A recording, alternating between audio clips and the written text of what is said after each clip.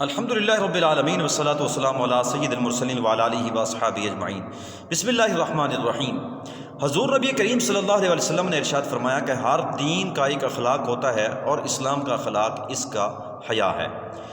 حضور نبی کریم صلی اللہ علیہ وسلم نے ارشاد فرمایا الحیاء شعبۃ الایمان، حیا ایمان کا جز ہے۔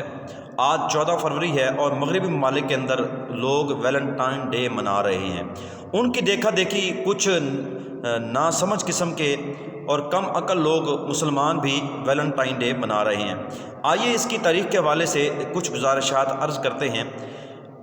کہا جاتا ہے کہ کلاڈیوس نامی ایک بادشاہ تھا، اس کی فوج میں نوجوانوں کی جب کمی ہوئی اور اس نے کوشش بھی کی کہ اس میں اضافہ ہو، لیکن اس کو جب پتہ چلا کہ لوگ فوج میں نہیں آنا چاہتے، ان کو اپنی بیویوں سے پیار ہے، اپنے محبوبوں سے پیار ہے، تو اس نے شادی پر پابندی لگا دی۔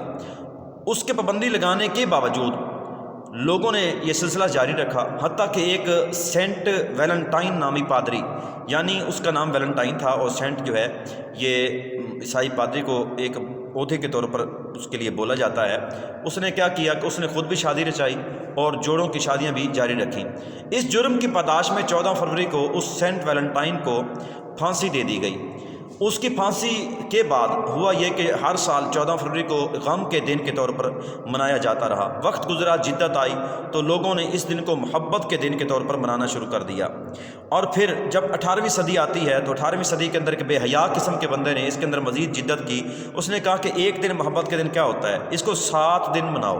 اس نے کہا ایک ہے روز ڈے، پھر ہے پرپوز ڈے، پھر اس کے بعد اس نے اس کو بڑھاوا دیا اور کہا ایک چاکلیٹ ڈے ہے، پھر کہتا ہے ٹیڈی ڈے ہے، پھر کہتا ہے یہ آگے بڑھاتا گیا پرومس ڈے ہے، پھر اس کے بعد کہتا ہے کہ یہ کس ڈے ہے، پھر اس کے بعد کہتا ہے ہوگ ڈے ہے۔ اس طرح اس نے پورے ہفتے کو جو ہے بے حیائی کے ہفتے کے طور پر منانے کا ایک جو ہے سلسلہ شروع کر دیا اور ایک کتاب لکھی اس کے اوپر۔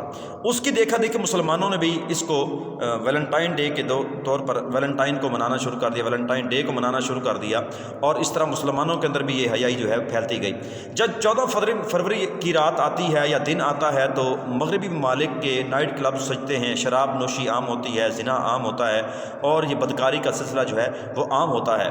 اور جب مسلمان علماء کرام سمجھانے کی کوشش کرتے ہیں، مسلمان سمجھانے کی کوشش کرتے ہیں، تو آج کی نوجوان نسل کہتی ہے کہ تم پرانی باتیں کرتے ہو، اور جب حدیث کی بات کی جائے تو حدیث پر اپنے دلائل دینا شروع کر دیتے ہیں۔ قرآن سمجھائیں تو آگے سے دلائل دینا شروع کر دیتے ہیں۔ اللہ کریم نے ارشاد فرمایا کہ ان الذین یحبون ان تشیع الفاحشۃ فی الذین آمنوا لہم عذاب علیم، بے شک وہ لوگ جو یہ چاہتے ہیں کہ مسلمانوں کے اندر بے حیائی پھیلے، اللہ کریم نے ارشاد فرمایا ان کے لیے دنیا کے اندر بھی عذاب ہے اور آخرت کے اندر بھی دردناک عذاب ہے۔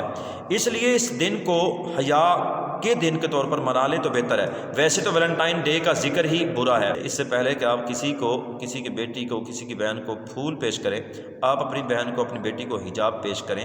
اور یہ سلسلہ جو ہے تاریخ گواہ ہے کہ جہاں زنا عام ہوا ہے وہاں بربادی ہوئی ہے۔ قرآن اٹھا کے دیکھ لیں، حضور کا فرمان اٹھا کے دیکھ لیں، اور تاریخ اٹھا کے دیکھ لیں۔